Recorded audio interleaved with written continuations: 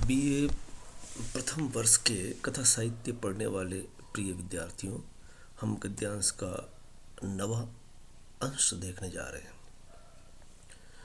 जैसा कि पिछली कक्षाओं में हमने बताया कि कोई भी गद्यांश सप्रसंग किया जाएगा। गद्यांश का चुनाव पैरा से किया जाता है। गद्यांश में शब्द और वाक्य की व्याख्या की जाती है और ये सब अभ्यास से ही संभव होता है। जैसा इस में देखिए, उसे अनुभव हुआ कि उसकी साधना तथा तपस्या सब व्यर्थ गए। उसने कभी कभी आत्महत्या की भी बात सोची, पर आत्महत्या महान पाप है, वह ये जानती थी। उसे बताया गया था कि तपस्या जीवन का प्रधान अंग है और विधवा का कर्तव्य है संयम युक्त साधना। संदर्भ में हम देखेंगे तो पहली लाइन जैसा पहले बताया वैसा लेने के बाद ये गौर करेंगे कि 22 परिच्छेदों में से यह गद्यांश 11वीं परिच्छेद से लिया गया है। नर्तकी चित्रलेखा से उक्त परिच्छेद में प्रेम की पृष्ठभूमि के दिग्दर्शन होते हैं। उसका प्रेम अपने पति से आरंभ होता है, जो बीज गुप्त से होता हुआ कुछ हद तक कुमारगिरी तक पहुंचता है।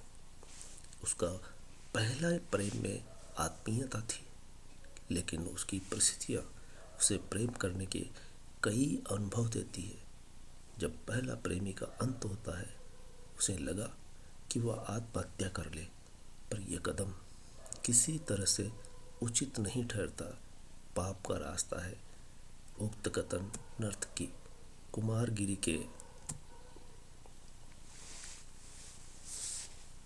से सम्मुख होती है। व्याख्या में देखिए, योगी की कुटी में पहुंचते हुए नर्तकी आत्ममंथन करती है। प्रेम जिसे भारतीय नारी अपने पति से करती है, लेकिन नर्तकी के जीवन कईयों से प्रेम करने के अवसर आते हैं। उसे भी लगता है कि जब उसका पति, जिससे वह ईश्वरीय प्रेम करती थी, उसके न रहने पर वह आत्महत्या करने तक की सोचती है। जब भी मनुष्य दबाव में आता है तो उससे मुक्ति का माध्यम तलाशता है। उसे सबसे सरल रास्ता मिलता है आत्महत्या। यह अंतिम रास्ता बचता है। करने वाले ऐसा ही मानते हैं और इस कदम को अपना लेते हैं, पर नर्तकी ऐसा नहीं करती, पर अपने कर्तव्य के रास्ते पर पड़ती है, यानी कर्मठ व्यक्ति है। कर्मठ व्यक्ति कभी भी इस कदम को नहीं अपनाएगा, क्योंकि यह कदम कायरतापूर्ण कहलाता है। पौराणिक शब्दों में पाप कहा जाता है। मनुष्य अपना कार्य करता है, उसमें व्यवधान उसे बर्दाश्त नहीं होता। नर्तकी अपने पति के साथ साधनामय प्रेम का जीवन जीती है।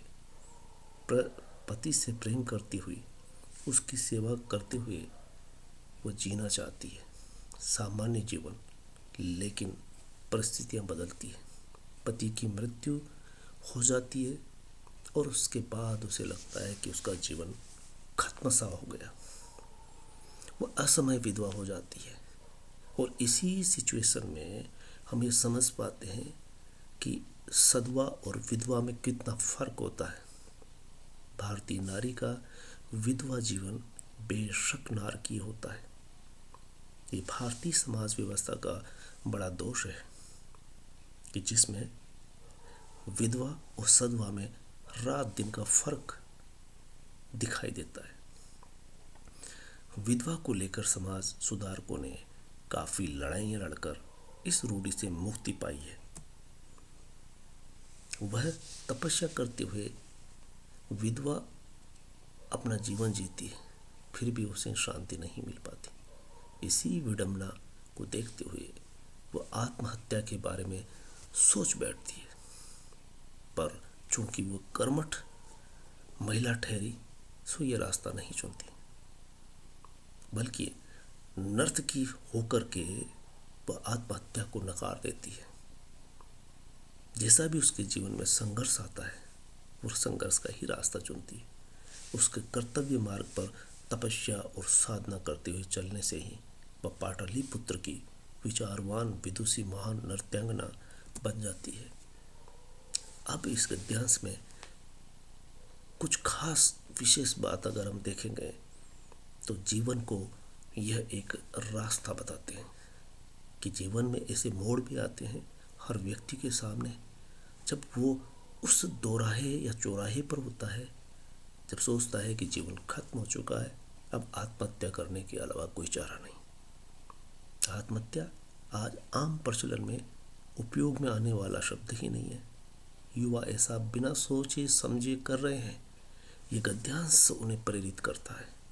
जीवन जीने के लिए आत्महत्या पाप है, दूसरे शब्दों में पलायन है। अपने किए जाने वाले कार्यों से, वो समाज, देश और घर से।